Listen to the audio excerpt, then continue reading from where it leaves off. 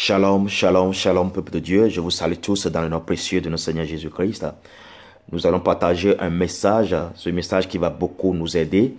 Et ce message aura pour terme le combat de la foi. Le combat de la foi. Alors nous allons prier pour cette parole, pour ce partage. Seigneur, trois fois saint, nous te bénissons. Nous te louons, nous te rendons grâce. Viens par ton esprit nous assister pour ce moment de partage. Au nom précieux de notre Seigneur Jésus-Christ. Amen. Bien-aimés, le thème, c'est le combat de la foi. Et vous voyez, la Bible nous a expliqué ce que c'est que la foi dans Hébreu, qui disant que or, la foi est une ferme assurance des choses qu'on espère et une démonstration de celles qu'on ne voit pas. La foi est une ferme assurance des choses qu'on espère, une démonstration de celles qu'on ne voit pas. J'apprécie beaucoup la dernière partie qui est la démonstration de celles qu'on ne voit pas. On démontre la chose qu'on ne voit pas, mais on le démontre que ça existe, que nous la possédons. Amen. C'est ça la foi. Alors souvent dans la foi, pour manifester notre foi et pour arriver à un résultat, nous avons des combats à faire. Il y a toujours des obstacles, il y a toujours du combat et c'est pourquoi nous devons démontrer que nous possédons déjà la chose, que nous avons la capacité de posséder ce que nous espérons avoir. Amen. Nous allons rapidement aller dans la Bible et puis lire dans Matthieu chapitre 20 verset 20 à partir du verset 29 jusqu'à 34. Je lis dans le Seigneur. Lorsqu'ils sortirent de Jéricho, une grande foule suivit Jésus.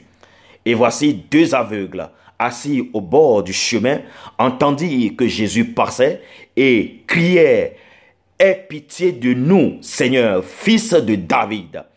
La foule les reprenait pour les faire taire, mais ils crièrent plus fort: aie pitié de nous, Seigneur, fils de David. Jésus s'arrêta, les appela et dit: que voulez-vous que je vous fasse? Ils lui dirent: Seigneur, que nos yeux s'ouvrent.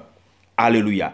Ému de compassion, Jésus toucha leurs yeux et aussitôt ils recouvrèrent la vue et le suivirent.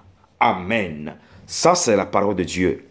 Vous voyez, Jésus qui passait à Jéricho, et lorsqu'il est sorti de Jéricho, il y avait deux aveugles, deux personnes, deux individus qui sont aveugles, et qui ne voient pas, qui ne connaissent pas Jésus de vue, mais qui ont entendu parler de Jésus, de sa puissance, de ses miracles.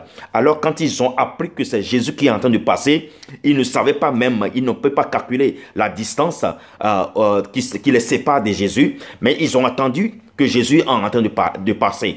Alors ils se sont mis à crier. Ils sont mis à crier. Ils disaient: Jésus, aie pitié de nous, fils de David. Mais vous allez voir ici que la Bible dit que la foule les retenait. La foule voulait les faire taire parce qu'il y avait une grande foule qui suivait Jésus.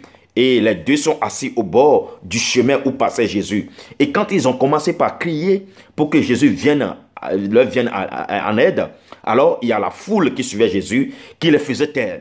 Parce que la foule ne les considérait pas. Parce que la foule cherche aussi sa guérison.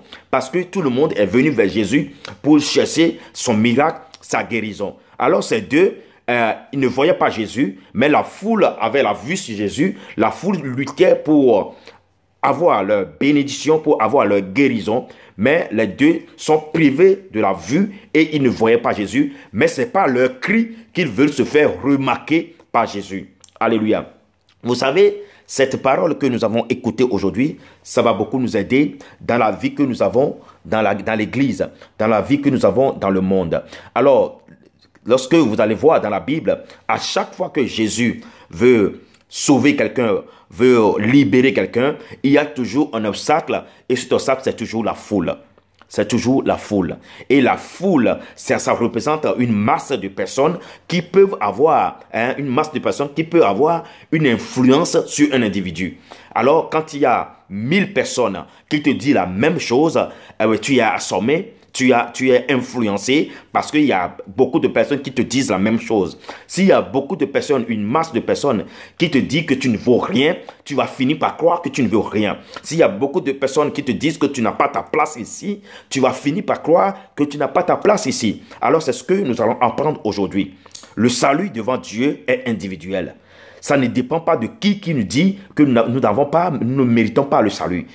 La miséricorde de Dieu est individuelle. Ça ne dépend pas de la personne ou du nombre de la personne qui veut nous faire croire que nous ne méritons pas la miséricorde. Bien-aimé, ne te laisse pas influencer par la foule. La foule est là pour te donner un nom. La foule est là pour te donner une place. La foule est là pour te dire que tu ne vaux pas la peine, que toi tu ne mérites pas la miséricorde, toi tu ne mérites pas la grâce, que toi tu ne mérites pas d'être sauvé. Mais qu'est-ce que toi tu penses de toi?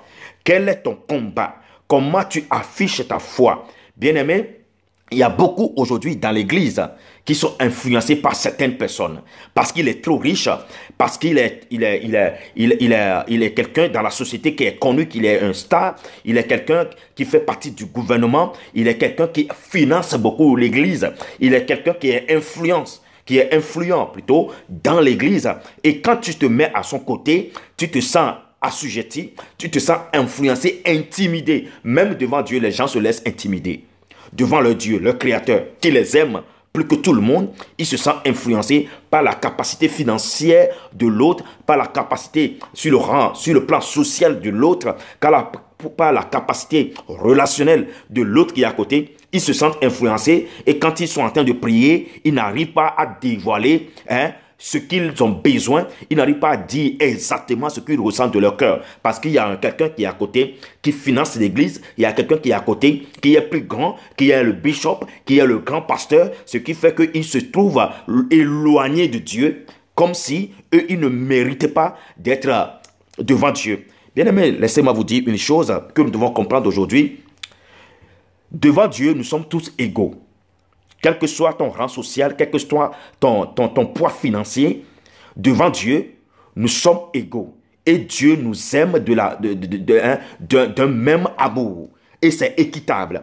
Après, c'est chacun selon sa manière, sa relation avec Dieu, qu'il recevra sa bénédiction, qu'il recevra sa liberté, qu'il recevra sa délivrance. Mais selon Dieu, devant Dieu, nous sommes tous égaux. Il n'y a pas de riche, il n'y a pas de pauvre.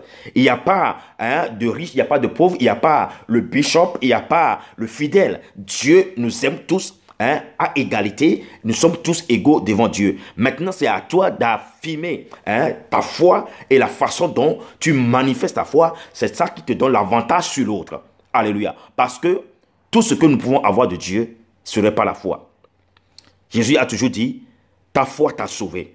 Alors, quel est le niveau de ta foi? Est-ce que tu te laisses influencer par la foi des autres, par la capacité des autres, par la manière dont les autres prient? Il y a deux individus qui sont là devant Dieu en train de prier, demandant ce qu'ils ont besoin. Mais l'autre, il a été laissé dominer par son prochain qui est en train de prier à haute voix d'une manière vraiment élégante, d'une manière avec des gros mots, et lui se laisse intimider. Dieu n'écoute pas ça. Dieu écoute le cœur. Alléluia. Voyons bien dans la vie de ces deux aveugles. Quand ils ont entendu parler que Jésus est en train de passer, ils ont commencé par crier. Parce qu'ils ont compris une chose, que c'est le jour qui est venu. C'est le moment de leur délivrance. C'est le moment que Jésus pouvait les guérir de cette vie d'aveugle. Alors, ils ont commencé par crier. Ils n'ont pas laissé passer l'occasion. Ils ne se sont pas laissés intimider par la foule. Alors, quand ils ont crié une première fois, la foule a essayé de les faire taire. Parce qu'eux, ils ne sont pas considérés déjà dès le commencement. Est-ce que nous qui voyons, ça fait longtemps que nous suivons, c'est ça, c'est la mentalité de la foule. Parce qu'eux, ils voyaient Jésus. Et ça fait longtemps qu'ils suivaient Jésus. Dans la foule, ça fait longtemps qu'ils suivaient Jésus. Et alors, qu'est-ce qui s'est passé? Jésus, il n'a pas encore reçu, la foule n'a pas encore reçu leur guérison, ce qu'ils ont besoin. Chacun est venu avec sa maladie, chacun est venu avec ses besoins. Alors, ils n'ont pas encore reçu la réponse à leurs besoins, et c'est pourquoi ils continuaient par suivre Jésus. Alors, ils se sont dit, tant que nous sommes là, et que nous n'avons pas encore reçu notre réponse, mais vous qui êtes aveugles, vous ne voyez même pas Jésus, mais vous n'avez pas votre place, c'est nous qui devons passer le premier. Les gens vont te faire croire que, avant que Dieu n'arrive sur toi, Dieu doit passer d'abord par eux. Et quand tu t'acceptes, quand tu les laisses, ils vont finir de te faire croire cela. Et quand tu l'acceptes, tu vas te créer une place, la dernière place dans la société, dans la dernière place dans le peuple de Dieu. Tu serais à la dernière place. C'est chacun essaie de trouver sa solution. Chacun essaie de recevoir sa bénédiction. Alors, ils vont te faire croire que toi, tu dois être au dernier rang. Et ça va arriver quand tu l'acceptes. Vous savez, quand on te dit quelque chose plusieurs fois, tu finiras par le croire. Si tu ne te défends pas par la foi, il faut se défendre par la foi. Il faut savoir une chose, ce que je te dis aujourd'hui, il faut le garder. Devant Dieu, nous sommes tous égaux. Que ce soit femme ou homme, nous sommes égaux. Que ce soit circoncis ou incirconcis, nous sommes tous égaux. Que ce soit riche ou pauvre, nous sommes égaux. Et Dieu manifeste la grâce à notre égard selon la foi que nous avons. Et nous avons notre bénédiction selon la foi. Nous avons notre guérison selon la foi. Ce n'est pas la foule qui nous donne notre place. C'est la foi que nous avons en Jésus qui nous donne notre place devant Jésus. Alléluia. Ce n'est pas le scribe. Ce n'est pas le pharisien, le bishop, le pasteur qui connaît la Bible de A à Z, de Genèse jusqu'à Apocalypse. C'est pas par lui que Dieu veut nous donner la guérison. C'est pas la foi. C'est pourquoi Jésus même étant Dieu, il disait, va, ta foi t'a sauvé. Quel est le niveau de ta foi? Te laisses-tu influencer par les autres, par la capacité financière, la capacité financière des autres, le rang social des autres, t'influence et tu te donnes une place le plus bas et tu es éloigné de Dieu. Tu attends que Dieu serve les autres avant d'arriver sur toi. Ils t'ont influencé, ils t'ont fait croire que toi tu ne mérites pas la miséricorde. C'est faux aujourd'hui, il faut changer de mentalité. Nous sommes tous égaux devant Dieu. Que ce soit riche ou pauvre, nous sommes égaux. Vous voyez ces deux aveugles, qu'est-ce qu'ils ont fait? Ils ont compris tout de suite que ce n'est pas la foule qui va leur donner la décision finale. Ce n'est pas la foule qui va leur donner leur guérison. Ce n'est pas la foule qui va leur donner leur place, va leur faire croire qu'ils sont aveugles, qu'ils ne font pas partie de la foule. Alors, ils ont ignoré l'influence de la foule qui leur faisait taire. Et ils ont crié plus fort. Ils ont crié plus fort. La Bible dit qu'ils ont crié encore une deuxième fois, plus fort, en appelant Jésus par son nom, le nom de ses aïeux. Dieu a choisi David. Et il a dit à David que de toi sortira le lion de la tribu de Juda. De toi sortira le Messie. Et la parole de Dieu est en vérité, le Messie Jésus-Christ est sorti par David. David est l'aïeux de Jésus. Alors, eux, ils sont allés loin. Ils n'ont pas appelé Jésus par son nom actuel qui est Jésus-Christ, mais ils l'ont appelé par le nom. Ils sont partis depuis dans l'authenticité, dans l'origine de Jésus. C'est là où ils ont trouvé son origine pour lui faire savoir que eux ils le connaissent et ils savent que la prophétie avait dit qu'il viendra de la descendante de David. Ils ont dit, fils de David, sauve-nous. Alors Jésus s'est arrêté. Vous voyez, vous savez, il y a une chose dans la vie, quand nous voyons les confessionneurs, ceux qui fabriquent les voitures, quand on fabrique une voiture, on met un frein à cette voiture. Il y a l'accélérateur et il y a le frein. Alors, si la voiture est en grande vitesse, la voiture est en train de filer en grande vitesse, il suffit d'appuyer sur le frein et elle s'arrête tout de suite. Le frein de l'homme, c'est son nom. Un homme, son frein, c'est son nom. Il peut être en train de courir, de faire de n'importe quoi. Quand tu cries, tu l'appelles par son nom, il s'arrête pour voir qui l'a appelé. Le frein de l'homme, c'est son nom. Alors, ces deux aveugles, ils ont appelé Jésus par son nom. Le nom de ses aïeux, fils de David, Jésus, fils de David, sauve-nous. Jésus s'est arrêté tout de suite, il s'est tourné. Alors, ils ne se sont pas laissés intimider par la foule. Dans l'église aujourd'hui, nous allons voir que les gens sont intimidés. Les gens sont intimidés. Alors, les gens confondent même l'humilité à l'humiliation. Alléluia. L'humilité n'est pas l'humiliation. Alors, Jésus nous demande d'être humble. Oui, la première de l'humilité, c'est de reconnaître que Jésus est notre Seigneur. C'est de reconnaître qu'on ne peut rien faire sans Dieu, sans Jésus. C'est la première de l'humilité dont la Bible nous parle. Reconnaître la déité de Jésus, la déité de Jésus sur notre vie, la seigneurie de Jésus sur notre vie, la suprématie de Jésus sur notre vie. C'est ça la première partie de ce qu'on appelle l'humilité. Alors les gens ont confondu ça avec l'humiliation. Ils se laissent humilier, ils se laissent donner une place, la dernière place dans l'église, la dernière place devant Dieu. Et ils se disent qu'eux, ils ne valent rien et ils se sont fait reculer par les autres. Vous savez, aussi longtemps que l'héritier reste enfant, la Bible a dit, aussi longtemps que l'héritier, toi qui es héritier, tu restes enfant, ton héritage serait géré par les autres. Et c'est pourquoi vous allez voir aujourd'hui, dans l'église, les princes sont à pied et les esclaves sont à cheval. Ils t'ont retiré ta place. Ta place devant Dieu est unique. Parce que Dieu t'aime d'un grand amour.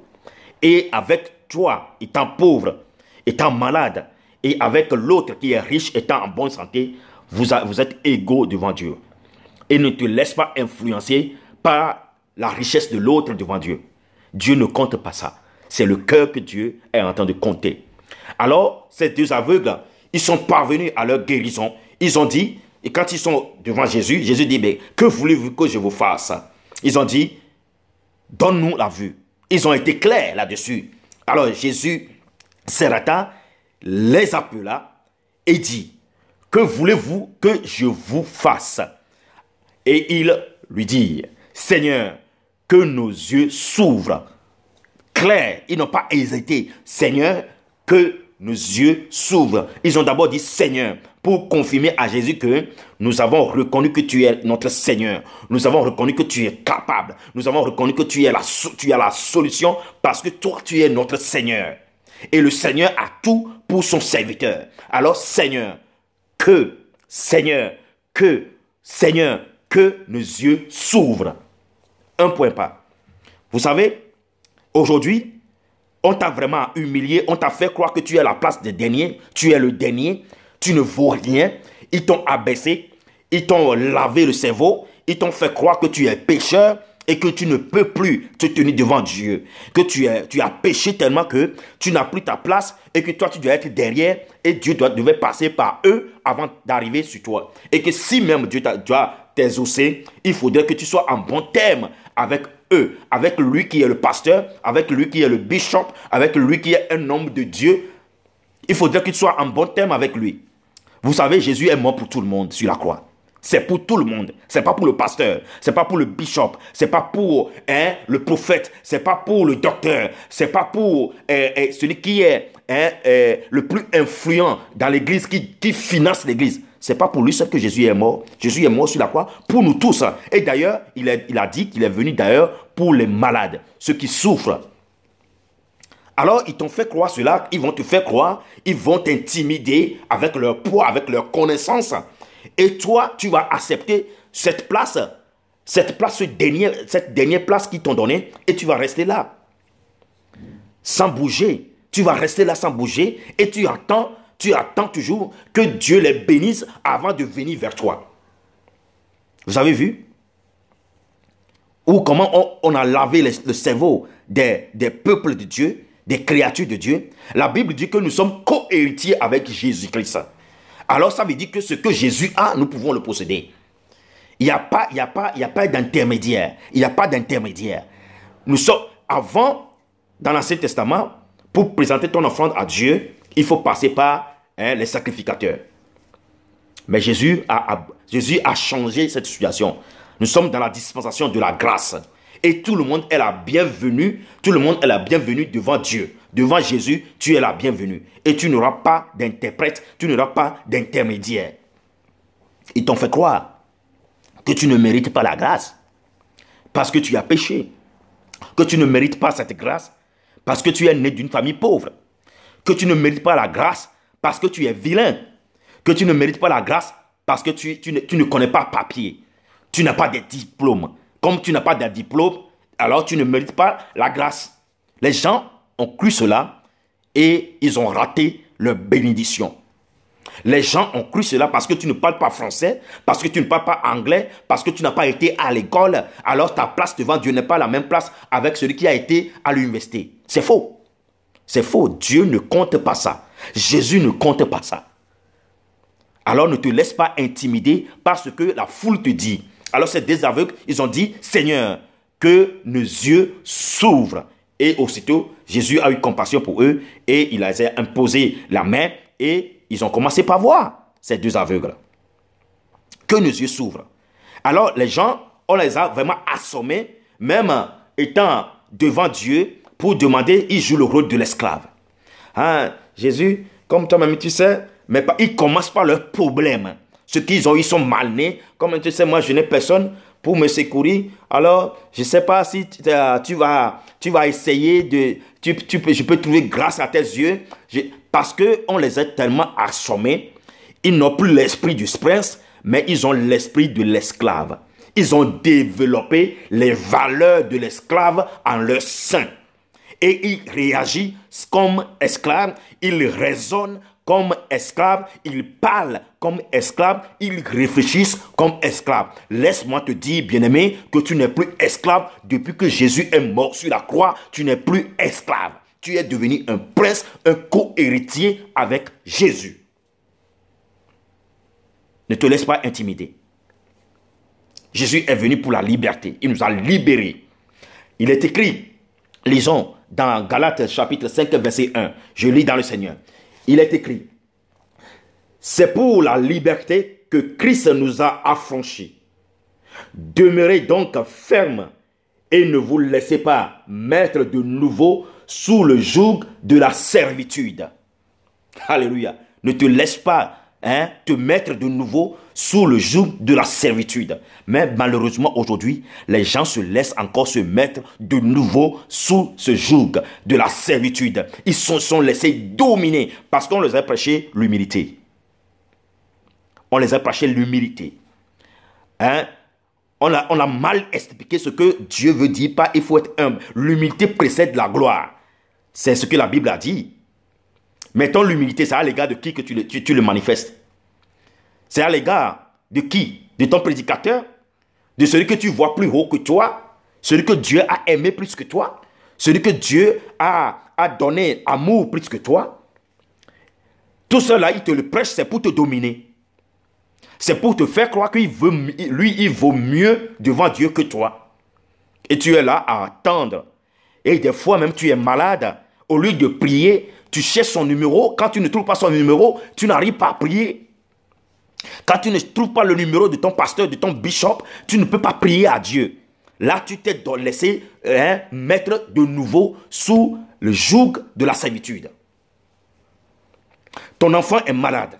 Tu as besoin de quelque chose. Au lieu de te mettre à genoux et prier, tu commences par fouiller ton répertoire pour chercher le numéro du pasteur, pour chercher le numéro du bishop, pour chercher le numéro de ton prophète, du prophète, pour chercher le numéro de celui qui est plus loin que toi, pour chercher le numéro de celui qui représente ton Jésus.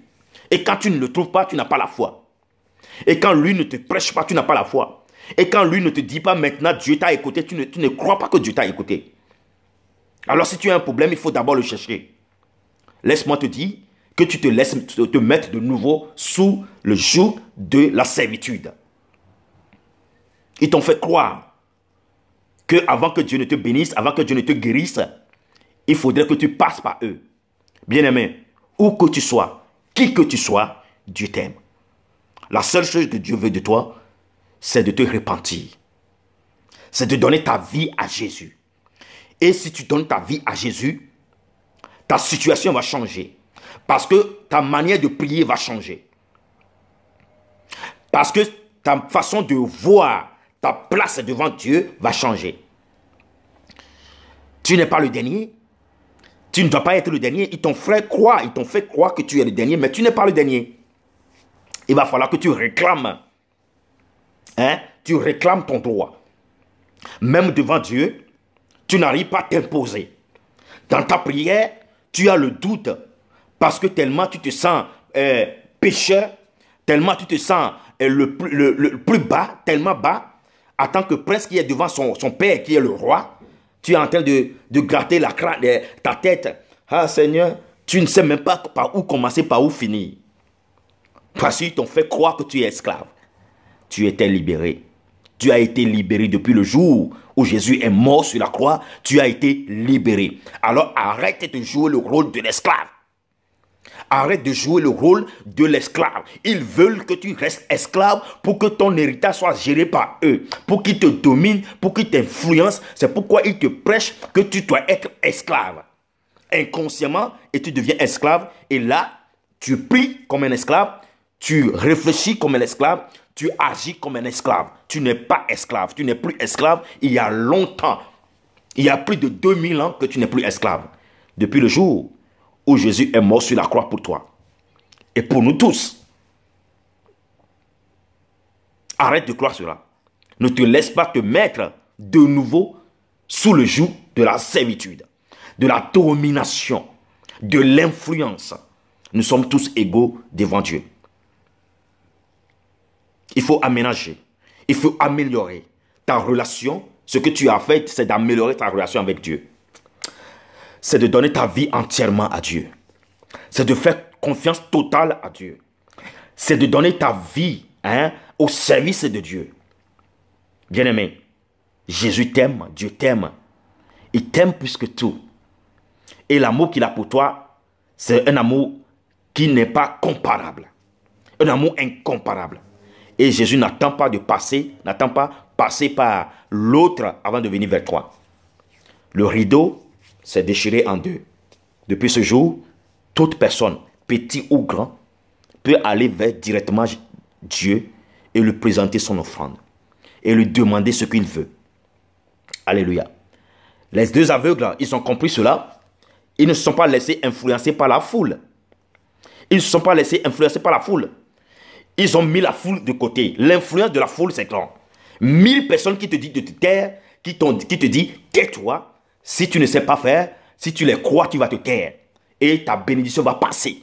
Le temps que Dieu a prévu, le temps fixé pour toi, pour que tu reçois ta délivrance, va passer et tu resteras toujours dans ta souffrance. Lève-toi. Réveille-toi, toi qui dors. Lève-toi et marche dans la foi. Dans la foi, il y a toujours ce combat. Quand on parle de combat, de la foi, quand on nous dit qu'on aura des persécutions, on va avoir des obstacles, les obstacles, ça ne vient pas de l'extérieur, ça vient de l'intérieur. Même dans l'église, ça vient de l'église. Même dans la famille, ça vient de la famille. Ça ne vient pas de l'extérieur. Et laisse-moi te dire une chose. Quand on te représente Satan, on dessine quelqu'un, un individu qui est noir, avec les yeux rouges, avec 2 cornes sur la tête et une queue derrière, et on te dit que Satan est comme ça. C'est juste pour illustrer son caractère qu'ils l'ont dessiné. Satan n'est pas comme ça. Satan est le plus beau des anges. Lucifer est le plus beau des anges. Alors, ne t'attends pas à voir quelqu'un qui est de cette forme noire, avec les 2 cornes, la queue derrière, les yeux rouges, avec les dents de vampire, pour croire que c'est de là qu'il va venir. C'est la personne qui est avec toi. C'est la personne avec qui tu manges tous les jours. C'est la personne avec qui peut-être tu partages la parole de Dieu tous les jours. Il peut être ton Satan, ton ennemi. Ton ennemi même, sans même qu'il le sache lui. Il peut être ton obstacle. Parce qu'il va réduire, il va te dire que Dieu n'est pas un Dieu de bonté. Il va te faire croire que Dieu est un Dieu qui est exigeant, qui demande à ce que toi, tu sois d'abord né d'une famille chrétienne avant que tu n'aies la miséricorde. Il peut te faire croire cela. Ils peuvent te faire croire cela. Mais laisse-moi te dire que nous sommes tous égaux devant Dieu. C'est un combat. À chaque fois que tu te lèves pour manifester ta foi, tu vas avoir un obstacle. Et cet obstacle, ça peut être quelqu'un qui est à côté de toi. Tout de suite, quelqu'un qui est à côté, ça ne va pas venir de l'extérieur, ça peut être quelqu'un qui est à côté de toi. C'est pourquoi on dit la foi est une ferme assurance des choses qu'on espère, une démonstration de celles qu'on ne voit pas. Tu dois manifester ta foi. Quelle que soit la présence de la personne, tu dois manifester ta foi. Amen. Tu dois manifester ta foi. Vous savez, quand on prend un bishop, un grand pasteur, et que soudain tu es avec lui en train de discuter, c'est ça ma question, hein? Comment nous devons changer notre mentalité? On prend un grand pasteur, je ne veux pas donner un nom, mais je dis un grand pasteur, c'est entre guillemets, parce qu'il n'y a pas de petit pasteur, il n'y a pas de grand pasteur. Mais quelqu'un qui est pasteur, qui est influent, et que le monde entier connaît. C'est là où on dit il est grand pasteur. Au fait, il n'est pas grand pasteur. C'est la parole qui est grande en lui. Et la parole est grande, au plus petit aussi, la parole est grande en lui. C'est la parole qui est grande. Alléluia. C'est la parole qui est grande. Ce n'est pas la personne. Ce n'est pas sa personne qui est grande. Alors du coup, il n'y a pas de grand pasteur, il n'y a pas de petit pasteur. Il n'y a pas de grand bishop, il n'y a pas de petit bishop. C'est l'influence, c'est la façon dont tout le monde le connaît. Et là où nous lui collons l'étiquette de grand. Et imaginons ceci. Tu es avec, entre guillemets, ce grand pasteur ou bien ce grand bishop. Et que soudain, tu es parti chez lui pour te confesser ou bien pour discuter un peu de la foi. Et soudain, ce pasteur que toi tu considérais comme grand a eu une crise cardiaque, par exemple, a fait une crise devant toi, il est tombé par terre. Est-ce que tu auras le courage de prier pour lui, de lui imposer la main en tant que fidèle? Ou bien je prends seulement ton pasteur à l'église, ou bien ton évangéliste, ou bien ton diacre, que tu considérais tant, et que tu penses que lui, il est plus proche de Dieu que toi. S'il tombe devant toi, il fait une crise devant toi, est-ce que tu arrives à prendre autorité, à prier, à lui imposer la main, à déclarer la guérison sur sa vie? Non, tu ne peux pas. Parce que tu crois qu'il est plus grand que toi. Parce que tu penses que c'est le contraire qui devait te passer, que c'est lui qui est le seul qui peut prier pour toi, et toi tu ne peux pas prier pour lui.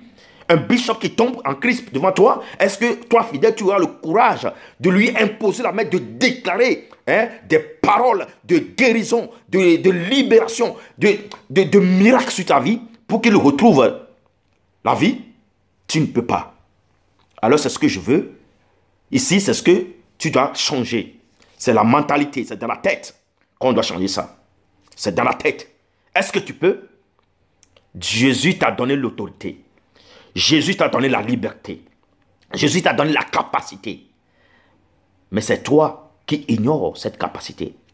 C'est toi-même, tu t'es laissé, on t'a fait croire que tu n'es pas capable. Et là, tu n'es pas capable. Alors que ça change aujourd'hui, bien-aimé. Ne te laisse pas influencer par quelqu'un, par le rang des autres devant Dieu. Parce que devant Dieu, nous sommes tous égaux. Que le Seigneur te bénisse. Cette parole du combat de la foi, nous allons avoir sa deuxième partie.